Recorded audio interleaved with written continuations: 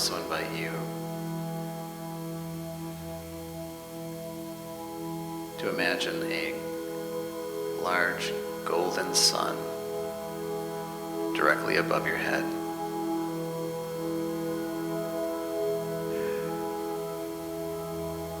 That shines down on you.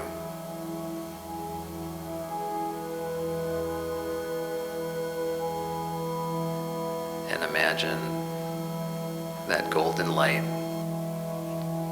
going in through the top of your head and flushing through your entire body.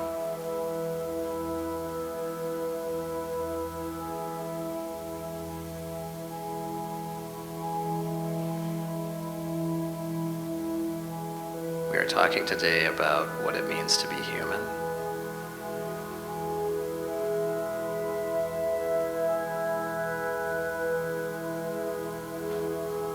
And to be human means to have a body.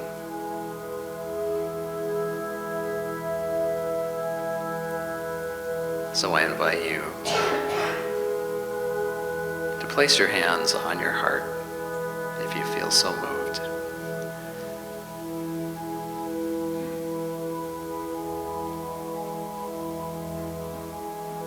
And I invite us to say thank you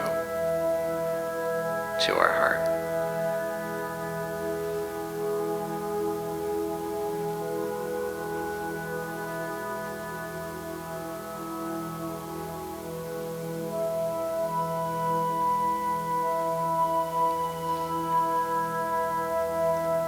And now I invite you in your mind's eye to say thank you to your entire physical body. Every cell, every organ,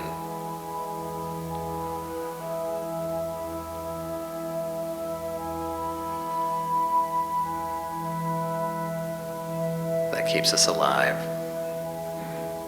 keeps us for a time being human.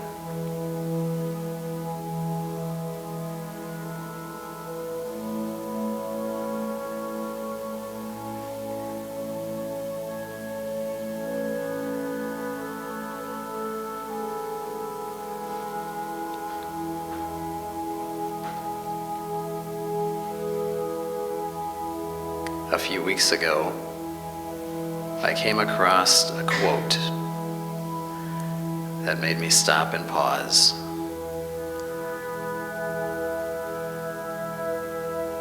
Because it was unlike anything I had heard before.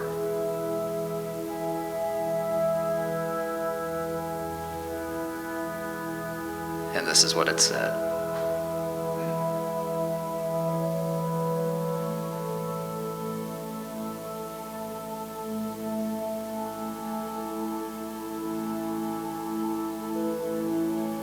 Every path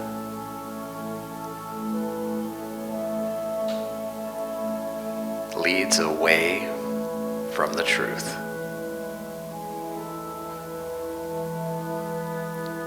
Which may be a contradiction to something that you've maybe heard before. Every path leads away from the truth. But how can this be? The second part of this quote is, the truth is already here. Where are you going? The truth is already here. Where are you going?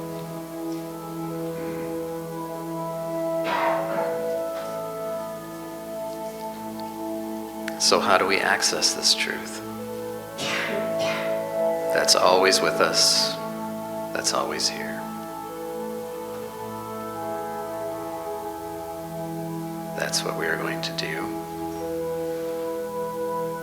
right now during this meditation, where we tune in to our inner divinity the truth that is with us always. There's nowhere to go. There's nothing to seek. It's with all of us, all the time. We just need to listen.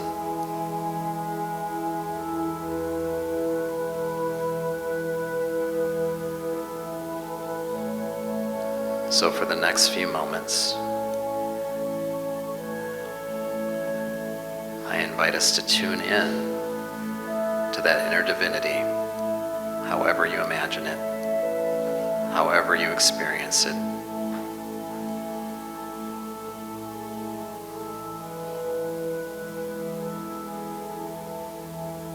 And ask your inner divinity, what is yours to know today, right here, right now?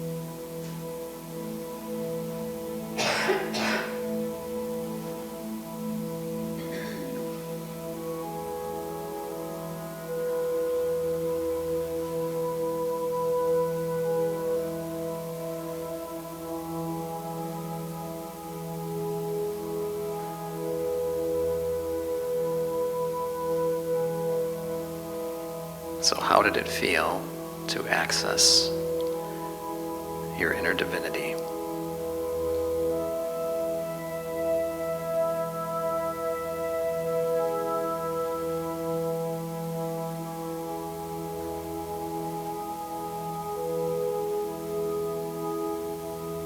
We know it's always available.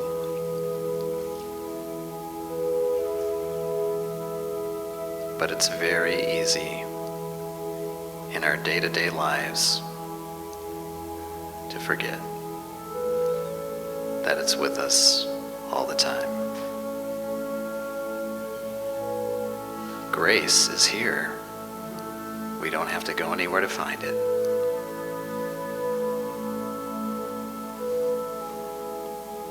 Love is here, as well as peace and joy. We just need to tune into it and remember.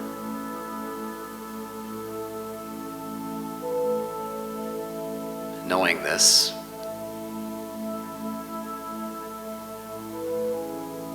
what does your body feel like right now? Maybe a little more at ease. Maybe a little more relaxed.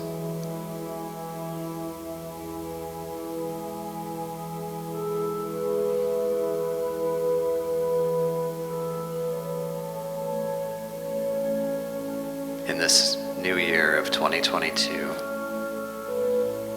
may we remember more and forget less. That grace is here.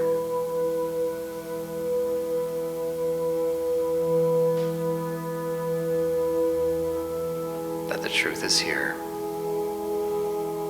Where are we going?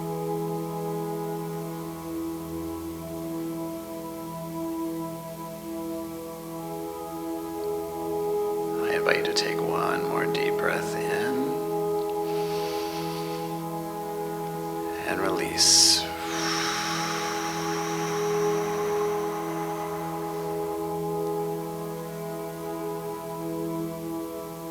And have a beautiful day.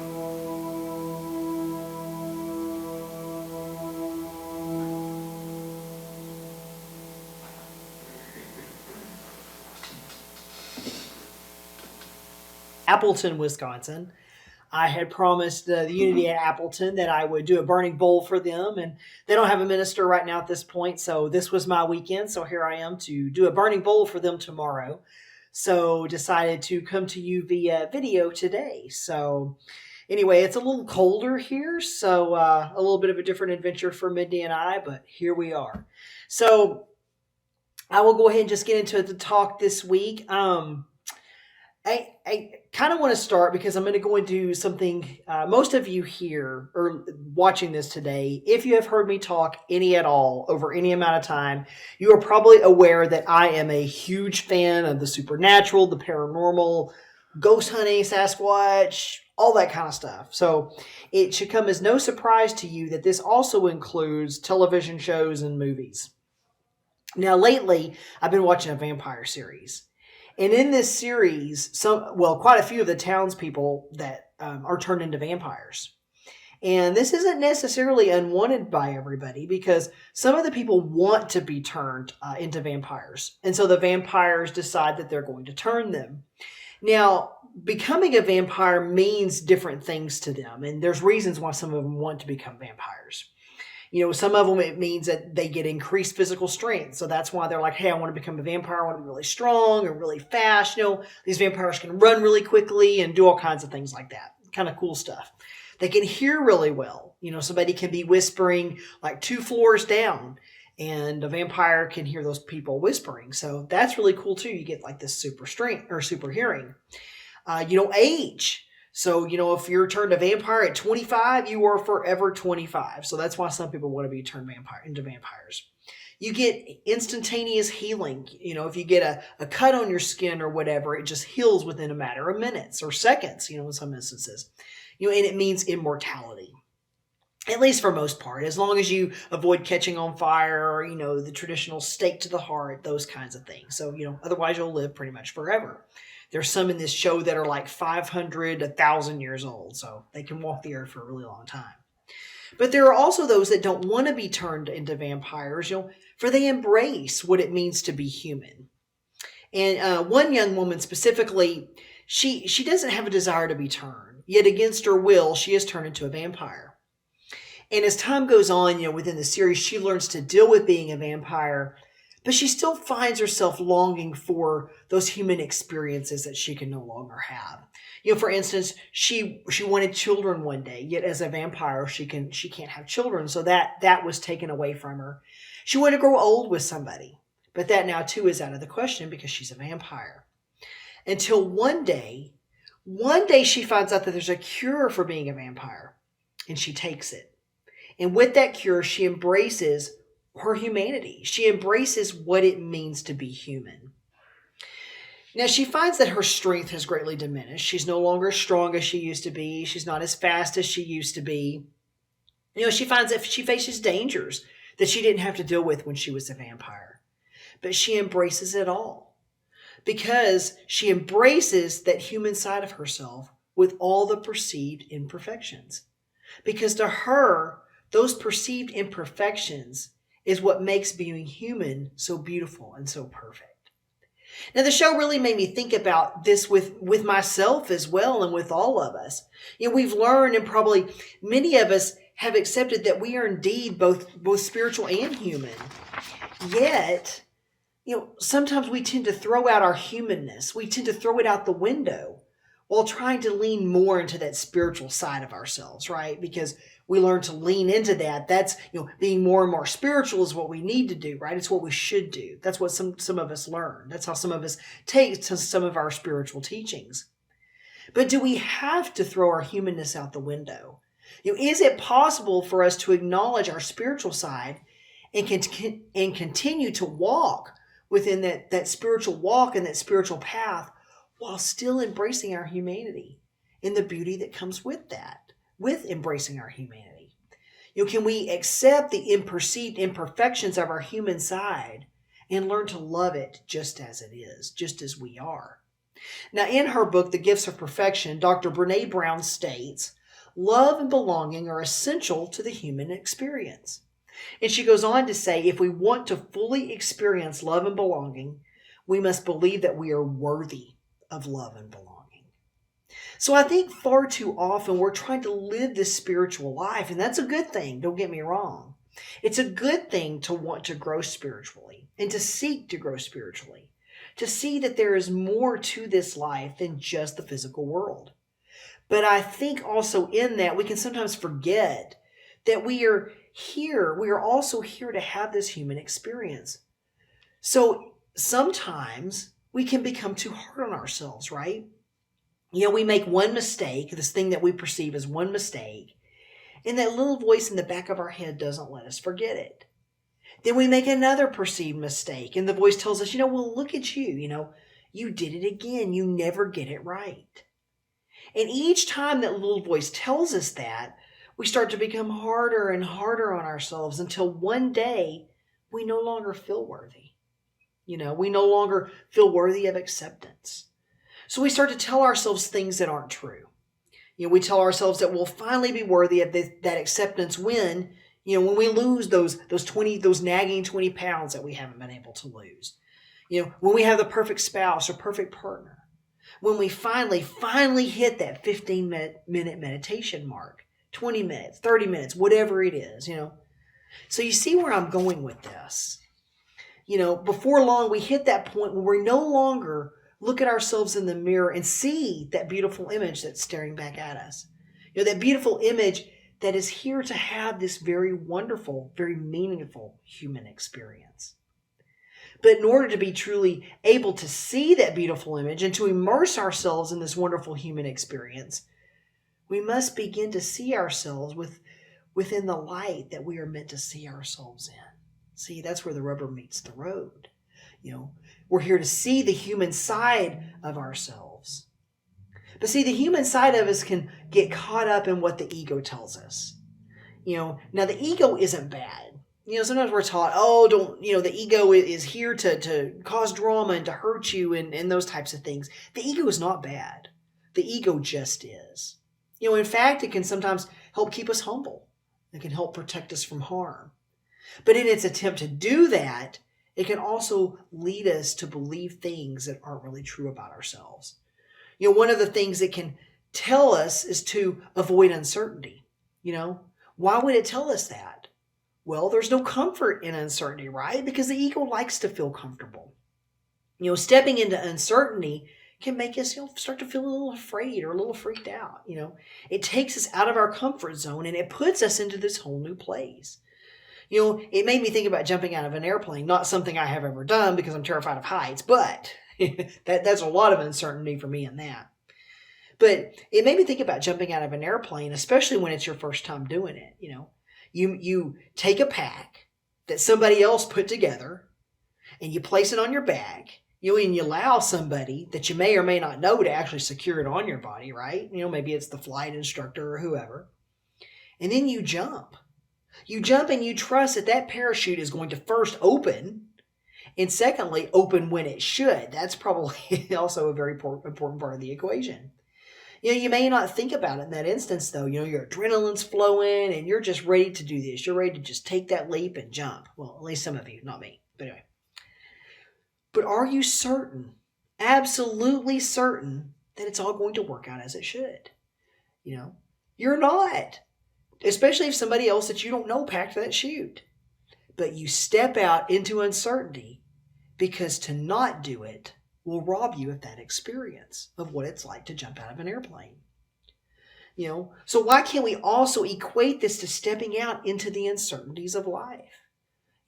Because not to do it will rob us of this human experience, this rich human experience that we are here to have. So another way in which we can enjoy this richness of this human experience we're here to have is to live it without fear, or at least with minimal amounts of fear, right? But never has a 4-letter word evoked such, you may have guessed it, fear. Because it can get in the way. Fear can get in the way. See, part of having this human experience is to help us to grow spiritually. But in order to grow spiritually, we must have this human experience. So we basically really need this human experience because the spiritual side of you needs it to grow. So for those of you who, throughout probably this entire talk have been sitting here thinking, well, Evan, I've been tuning you out. Because I know that most of this spiritual, physical stuff is an illusion. I'm a spiritual being and that's all there is. So whatever you're saying about this human side, put my fingers in my ears. But of course, you were also still here having this human experience. Even so, those of you who have been thinking that hey, I'm not going to listen to you, might want to tune in now because you might actually enjoy this part of the talk. Just a hint. Had to kind of think of a way to say that with, help keeping you humble. But I've learned a lot about how our spiritual side and our human side work together in ministry. As you can imagine, it takes a little bit of creativity sometimes to be a minister, even recording from hotel rooms in Appleton, Wisconsin. But any minister can stand up and give some kind of a talk, right? But the question is, are people listening? Are you doing it in such a way that people are listening? Is the talk helpful at all to anybody? Is it engaging? Does it make people want to pay attention and perhaps even make them want to do some of the work?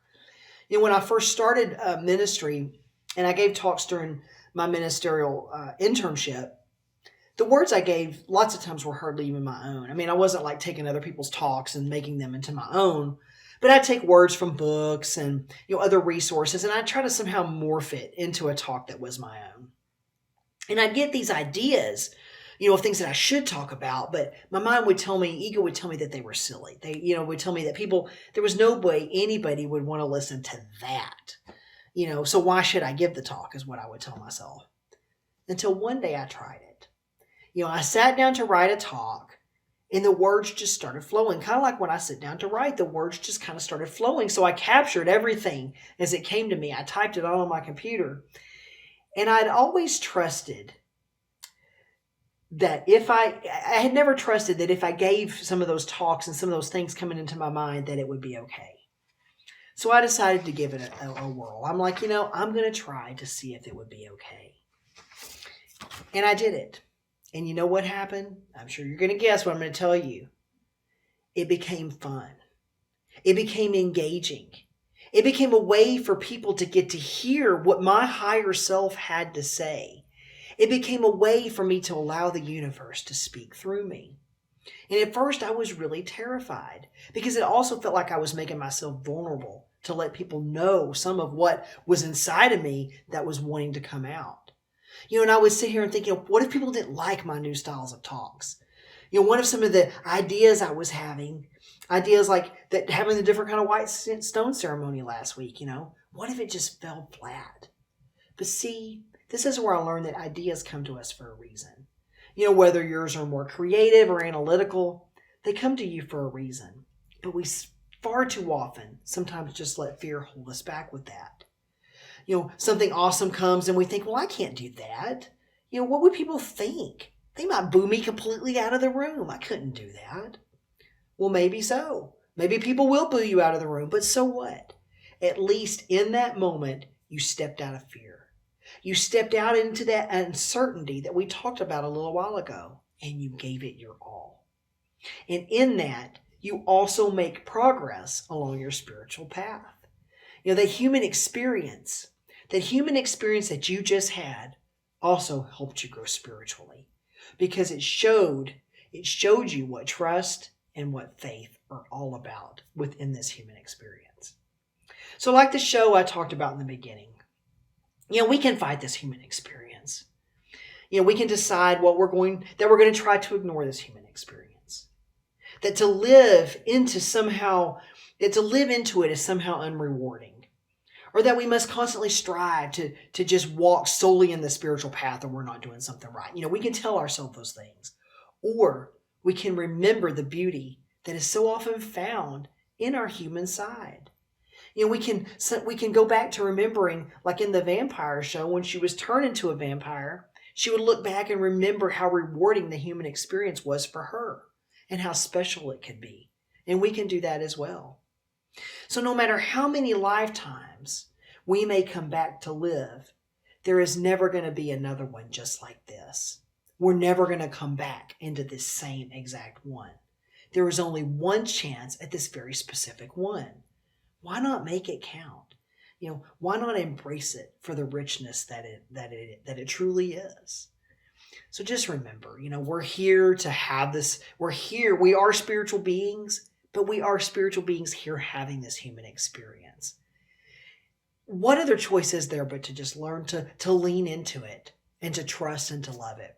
Because when we do that, we also find that we grow spiritually.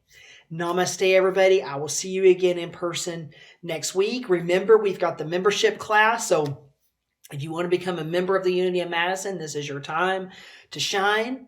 Next week and the week after, there will be a class both of those days. And in order to become a member, you're required to attend both. If you just want to jump in for a refresher course, you don't have to attend both. Just come and join us and just get a refresher on the Unity 5 principles and just learn a little bit about it. And, there's no registration required. Just drop in. We'll have it in the upper level for those of you who want to join in person. And for those of you who want to Zoom, we will shoot that out in the e-blast and we will put that on the calendar. So see you next week. And I'll be thinking about you all while we're in Appleton tomorrow, doing another burning bowl. And namaste.